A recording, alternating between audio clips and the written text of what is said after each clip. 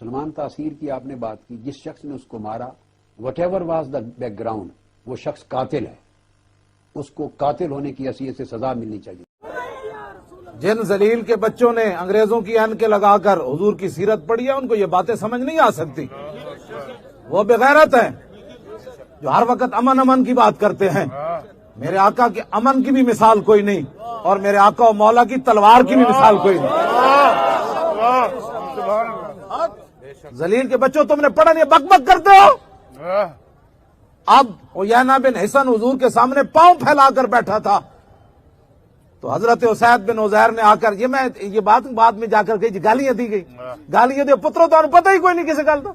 اب حضور کی ناموس کی بات ہے تو کسی کے بس میں بات نہیں ہے۔ یہاں ایک مشرک ایسے حضور کے سامنے پاؤں پھیلا کر بیٹھا عیینہ بن حصن، تو صحابی رسول اسید بن عزیر آئے تو انہوں نے حضور سے نہیں پوچھا حضور توہین ہوئی کہ نہیں ہوئی۔ ایسے جب وہ بیٹھا تھا تو صحابی رسول نے بات کیا کی، میں ان تمام حضرات کا وضاحت کر رہا ہوں، یہ مت کوئی سمجھے کہ جذبات میں آ کر باتیں کی یا قوم کے جو ہے چسکے لینے کے لیے بات کی۔ توجہ، ایسے پاؤں پھیلائے، میں ان علماء کی ان گالیاں تو نہیں ہیں، ان کے لیے تو وہ بہت کچھ ہی ہے۔ ایسے ٹانگیں پھیلا کر بیٹھا تو صحابی رسول نے کیا فرمایا، یا عین الحجرس اتمد رجلک بین یدی رسول اللہ فواللہ لولا مجلس رسول اللہ لانفذت خصیتیک بہذا الرمح۔ فرمایا بندرا، تھا وہ انسان، جی کہتے ہیں انسانیت بھی کوئی چیز ہوتی ہے۔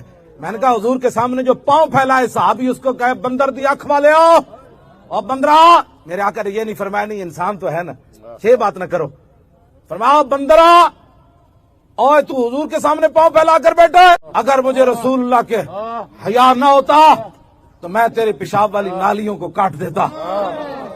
انہوں نے جو جرم کیا، جلیو یہ ساڑی تصور بھی جدو میں کرنا تو اپنے آپ تو باہر ہو جانا، جدو عاشق رسول ہو جا رہے ہونا، انہیں مڑ کے تو ویکھیا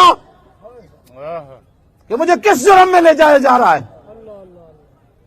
یہ ہمارے بس میں نہیں ہے بات، اگر کسی بغیرت کو سمجھ نہیں آتی تو ہمارے بس میں نہیں ہے۔ ذرہ عشق نبی از حق طلب، ذلیل دیا پترا تیرے کو مشک رسول ہے ہی کوئی نہیں۔ ہاں جی توجہ، بات سنیں، جس ذلیل کے پاس عشق رسول نہیں ہے وہ ہمیں مت درس دے۔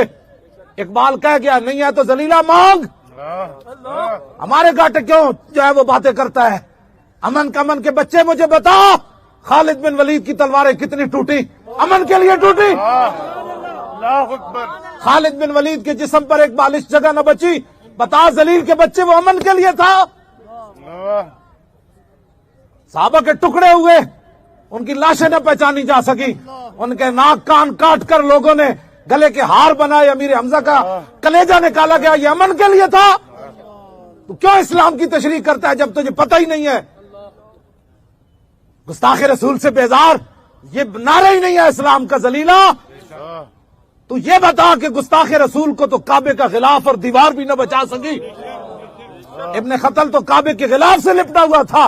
صحابہ نے اس لیے نہیں کہ صحابہ کو نہیں مارنا چاہتے تھے، صحابہ نے دوبارہ یہ سوال کر دیا کہ یا رسول اللہ اب فرمائیں، ایک طرف کعبے کی دیوار ہے، ایک طرف کعبے کا غلاف ہے، اس لیے پوچھا۔ لوگوں نے کہنا تھا قیامت تک صحابہ جذباتی ہو گئے تھے، اگر حضور سے پوچھتے تو حضور نے منع کر دینا تھا، حضور نے تو مطلقاً فرمایا تھا۔ صحابہ نے جا کر پوچھا یا رسول اللہ اب فرمائیں کیا کرنا ہے، ایک طرف کعبے کا غلاف، دوسری طرف کعبے کی دیوار، آپ کا گستاخ وہاں پناہ لے رہا ہے، تو میرے آقا نے فرمایا اقتلوہ، اس کو وہی قتل کر دیا جائے۔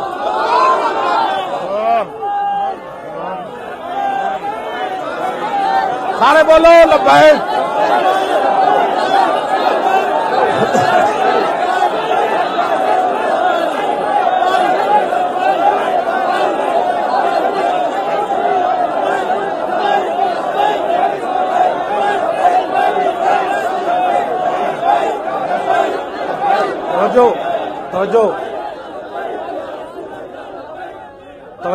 توجہ، آج تم حضور کی عزت کے قانون کو کالا کہتا رہا دلے ہو، اور تو کنے جج بنایا کتے ہو، کتا کہنا بھی توہین، ہلکا کتا کہنا بھی توہین، اور خنزیر کے نسل سے بھی بدتر نسل ہو، اور تمہیں یہ توہین رسالت نہیں نظر آئی؟